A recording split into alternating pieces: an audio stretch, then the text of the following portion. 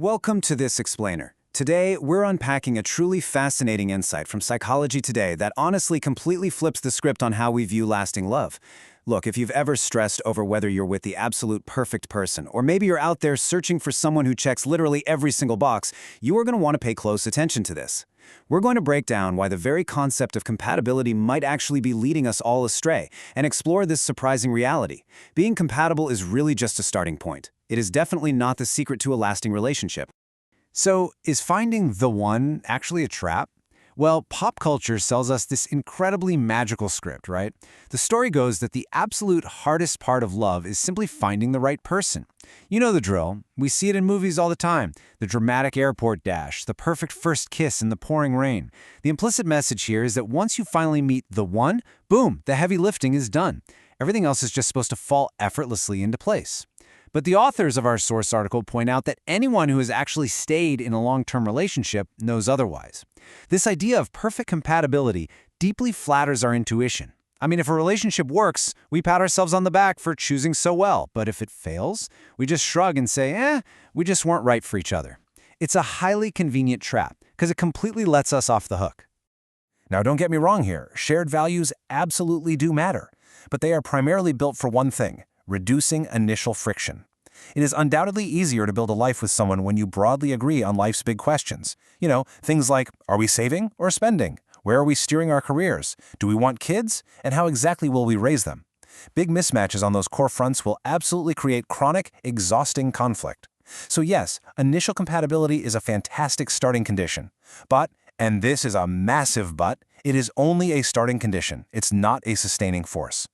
Because here is the reality. Initial fit helps you kickstart the process, but abstract agreement means very little when real-world stress actually hits.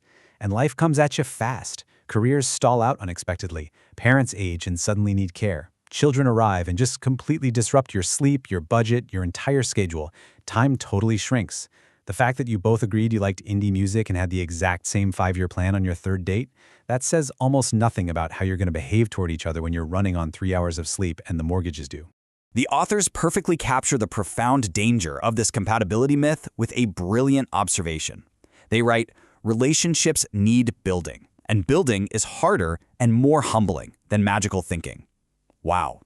When we overvalue compatibility, we start relying entirely on that magical thinking. We expect things to be easy simply because we're supposedly meant to be. But actually building a genuinely shared life, that requires serious effort, ongoing compromise, and constant trade-offs. It requires a tremendous amount of humility. So the crucial point here is how this myth totally distorts the way we handle conflict. If you inherently believe that friction means you just aren't compatible, you are going to fall into one of two traps.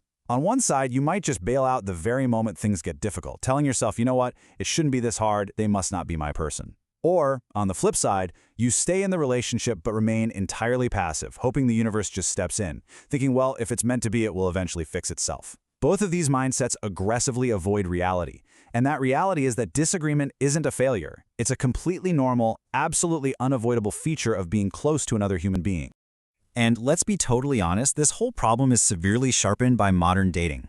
Dating apps present us with this tantalizing illusion of endless choice. They subtly nudge our brains into a relentless optimization mindset. If there's even a little bit of normal friction in your current relationship, the sheer design of these apps whispers that there might be a perfectly frictionless, fully optimized partner literally just one swipe away. This makes us incredibly reluctant to accept normal human limits, and it makes us basically allergic to the everyday friction that actually helps relationships grow and deepen. So to truly succeed long-term, we have to fundamentally shift our perspective. We need to stop viewing relationships as a puzzle. Think about it. A puzzle is something you solve once, right? You find the exact missing piece, the perfect partner, you snap it into place, and you're done. You put it on the shelf. Instead, we urgently need to start treating relationships as a system. Think of it like a complex garden or a high-performance engine. Systems respond to inputs. They require constant, intentional, daily maintenance. If you don't maintain a system, it degrades. It really is that simple. Okay, so what are the actual inputs for a healthy relationship system? According to the authors, long-term success actually turns on small, highly repeatable behaviors. We're talking about maintaining a consistent tone, showing reliability, practicing daily thoughtfulness, actively taking your partner's perspective, and crucially, this is a big one, conflict repair. meaning the ability to say, "I'm sorry," and actually mean it. Getting these specific everyday behaviors wrong predicts a relationship breakdown vastly more reliably than your income, your demographics, or even whether your own parents split up.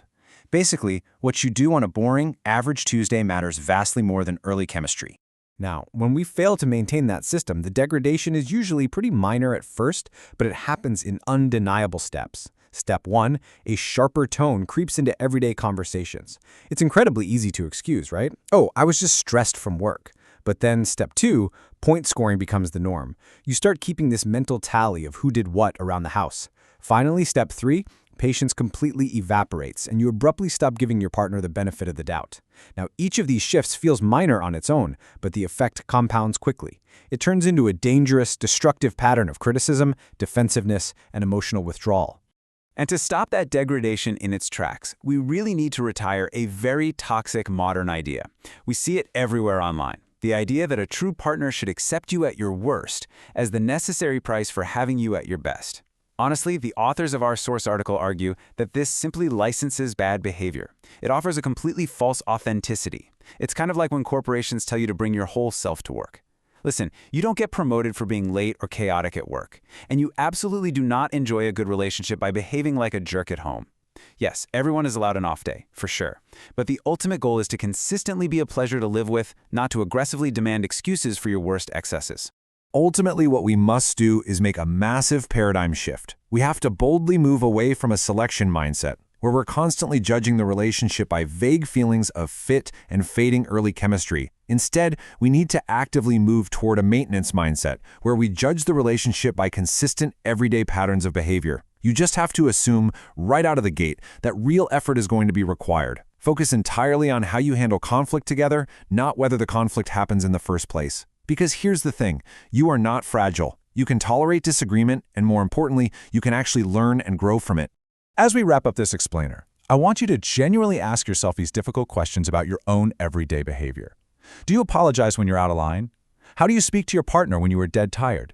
Do you actually keep your word when it's highly inconvenient for you? Because the hard truth is, the right person is a label that gets applied much later, in hindsight. Strong couples aren't magically aligned by the universe. They hit massive problems, they negotiate, they trade off, and they simply put in the work day after day. So I'll leave you with this. Are you going to keep waiting for the perfect puzzle piece to just drop from the sky, or are you ready to roll up your sleeves and maintain the system? Think about that.